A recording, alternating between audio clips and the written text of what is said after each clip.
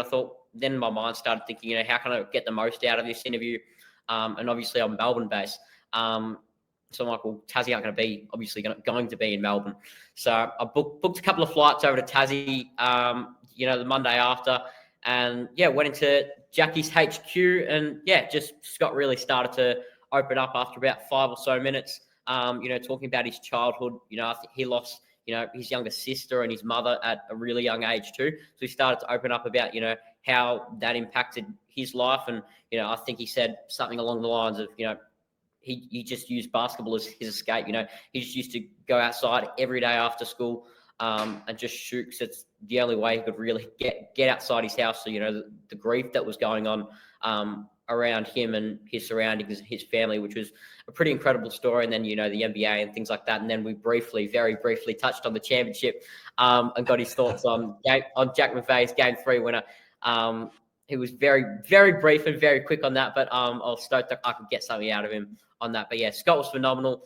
And in fact, when was it? It was the Saturday before that. Southeast played Tassie at the State Basketball Centre, and Scott Ross walks into the presser afterwards. He goes, "I hear you coming down to Tassie." I said, "All right." I said, "I can't wait, mate." He goes, "I can't wait either." He goes, "You better be good."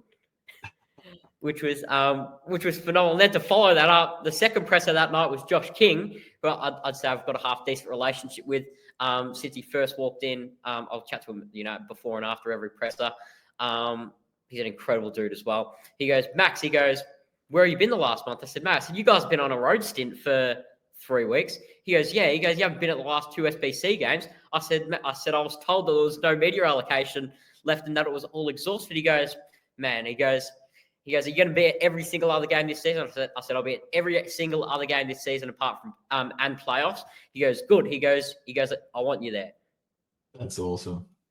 That's unreal. It's just it's pretty incredible to have some of these interactions and things like that are in the moment pretty surreal.